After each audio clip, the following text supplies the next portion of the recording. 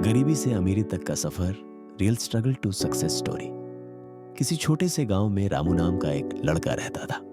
उसका परिवार इतना गरीब था कि 2 वक्त की रोटी भी नसीब नहीं होती थी। पिता रिक्शा चलाते थे, माँ दूसरों के घरों में काम करती थी। फटे कपड़े, टूटी चप्पल और भूख, यही उसकी जिंदगी थी। लेकिन रामू अलग था। उसके दिल में एक आग थी। वह सोचता था, गरीबी मेरी पहचान नहीं हो सकती, मैं इसे बदलूंगा। पहली सीख, एक दिन वह स्कूल से लौट रहा था।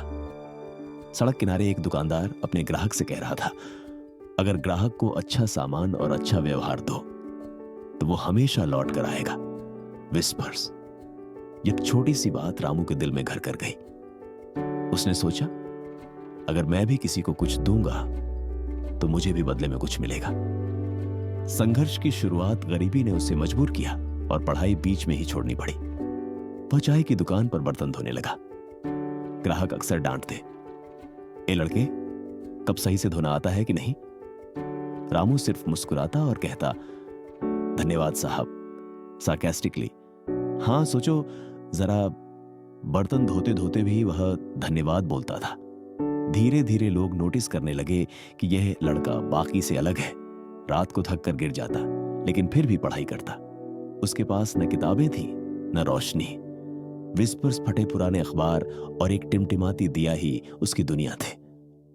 नया विचार, एक दिन उसने देखा कि लोग सिगरेट खरीदते वक्त हमेशा माचिस भी मांगते हैं, पर कई बार माचिस दुकान पर खत्म हो जाती थी। तभी उसके दिमाग में बिजली सी कौंधी, क्यों ना मैं माचिस का छोटा स्टॉक रखूं और बेचूं। उसने अपने जमा किए हुए कुछ सिक्कों से माचिस खरीदी। जब भी कोई मांगता, वह मुस्कुराकर माचिस देता और कहता, धन्यवाद, फिर आइएगा। गिगल्स।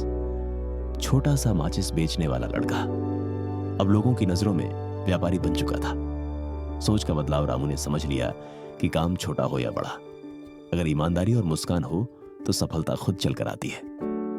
धीरे धीरे उसने माचिस के साथ टॉफी, पेन और छोटी चीजें बेचनी शुरू कर दी। लोग कहते, ये लड़का भिखारी नहीं, व्यापारी है। असली मोड़, उसने इतना पैसा जोड़ लिया कि कस्बे में किराए की दुकान खोल सका। वहां उसने स्टेशनरी और किताबों की दुकान शुरू की। हर ग्राहक को वही पुराना नियम अपनाकर सामान देता, मुस्कान और धन्यवाद। और विस्पर्स, यही मुस्कान उसे बाकी दुकानदारों से अलग बनाती थी। कुछ ही सालों में उसकी दुकान गांव और कस्बे की सबसे व्यस्त दुकान बन गई। गरीबी से अमीरी तक आज वही रामू, जो कभी चाय की दुकान पर बर्तन धोता था, करोड़ों का मालिक बन चुका है। उसने अपने गांव में स्कूल बनवाया ताकि कोई बच्चा गरीबी की वजह से पढ़ाई से वंचित न रहे। जब पत्रकारों ने उससे उसकी सफलता का राज पूछा तो वह मुस्कुराया और बोला, सफलता मेरे कपड़ों या पैसे में नहीं, मेरी सोच में थी, सार्कास्टिकली। अगर मैं खुद को हमेशा गरीब समझता तो गरीब ही रहता। लेकिन उसने खुद को व्यापारी समझा और व्यापारी बन गया। कहानी से सीख दोस्तों, यह कहानी हमें बताती है कि गरीबी कोई बीमारी नहीं है, यह सिर्फ एक परिस्थिति है। अगर सोच बदलो तो हालात भी बदल जाते हैं। अगर सिर्फ मांगते रहो तो कभी नहीं मिलेगा, लेकिन अगर देने लगो तो दुनिया खुद तुम्हें लौटाती है। मेहनत, ईमानदारी और सकारात्मक सोच हर बंद दरवाजा खोल देती है। अंतिम सार विस्पर्स, सोच छोटी है तो सफर छोटा रहेगा, सोच बड़ी है तो सफर भी बड़ा बनेगा। याद रखो, गरीबी से अमीरी तक का सफर कठिन जरूर है, लेकिन असंभव नहीं। गिगल्स। क्योंकि आखिर में जीत उसी की होती है जो हार मानना भूल जाता है।